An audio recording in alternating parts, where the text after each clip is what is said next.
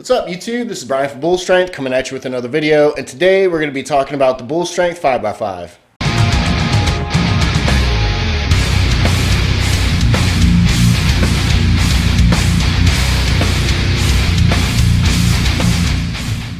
Alright, here's the moment that like one or two of you have been waiting for.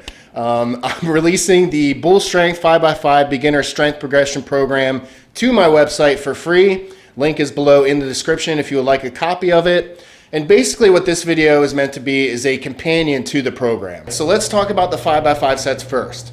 So every day you're going to be working up to a 5x5. Either in the bench press, the squat, or the overhead press. On the last day of the week, you're going to be working up to a 3x5 for your deadlift. We're going with slightly lower volume on the deadlift because it is a more taxing lift, and we want to give your body enough time to recover.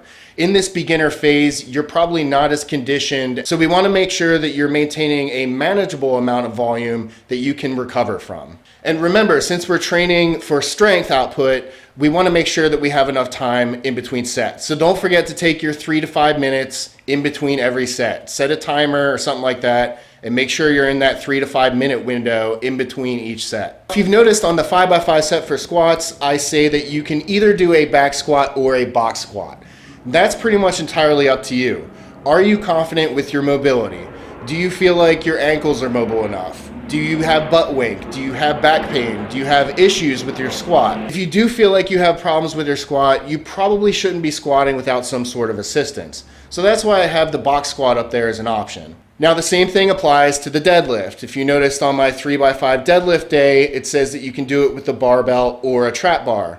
If you are experiencing lower back pain, if you have lower back issues already, the trap bar might be a better option for you. All right, now let's talk a little bit about the secondary lifts in this program. So if you look on pretty much every day, there's two compound movements. On your bench press, on your horizontal press day, you're also going to be working a vertical press. On your vertical press day, you're also going to be working a horizontal press. On your squat day, you're going to be doing farmer's walks, which is kind of similar to a deadlift. And on your deadlift day, you're going to be doing front squats or goblet squats. The reason why we're doing this is so that we can increase the volume of these primary movements without actually training the exact same motor pattern repetitively. So in other words, you're going to be doing overhead press twice a week, you're going to be doing a horizontal press twice a week, and you're going to be squatting twice a week. But since there's enough variation in there and we're not working the exact same rep ranges, we're a little bit less intense with our secondary movements. This is going to allow you to build more training volume in those movements without actually being at risk for pattern overload. And also with these secondary movements, you notice that the rep range is a hybrid rep range. So we're training between 6 and 8 reps. After hitting sets of 5x5, you're going to feel very taxed and tired afterwards. So instead of going for more intense lifts, we're dropping the intensity down and working a similar motor pattern. So we're not technically in the best rep range for building strength, and we're not in the best rep range for building hypertrophy. We're kind of somewhere in the middle. All right, let's talk a little bit about the accessory movements now. So if you look at the strategy that I have with the accessory movements in this program, I put a high amount of emphasis of not only working the antagonist muscles in hypertrophy rep ranges,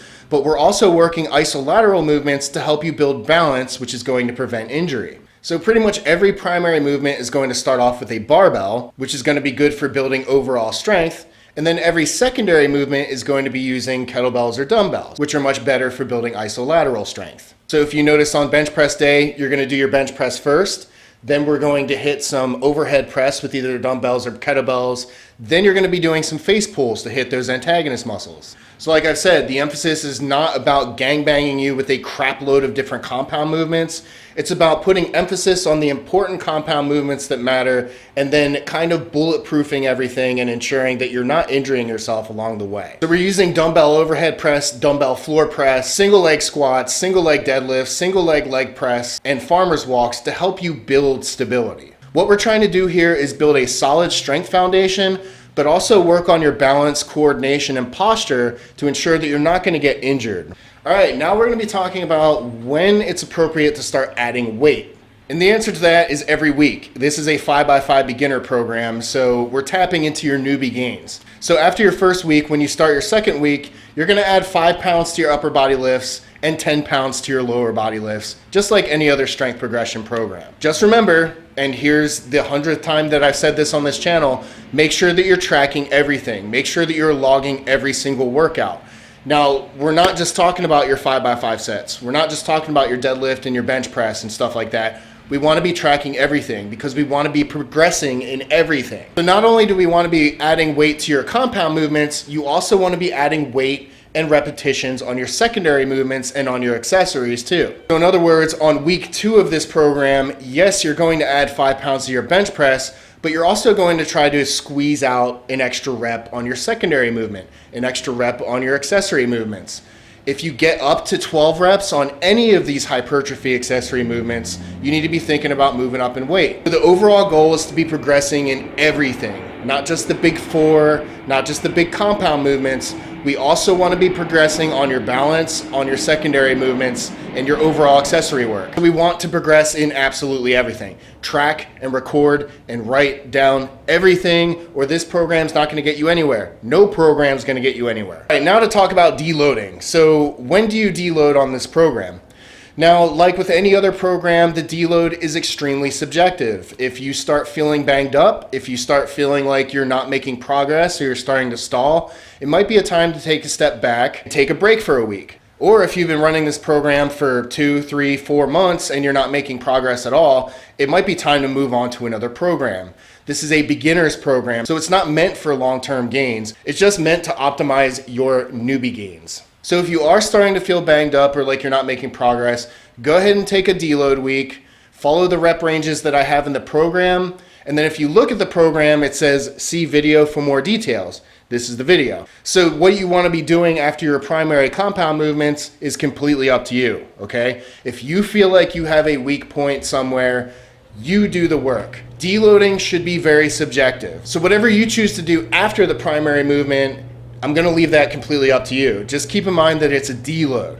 We don't want to be voluming up on a bunch of different lifts and, doing a bunch of experimenting and stuff like that. We want to give our body enough time to recover. We want to pivot a little bit away from that harder strength training and give our body time to heal. All right, that's pretty much it for the video. Hope you enjoyed the content. If you did, please leave a like and subscribe.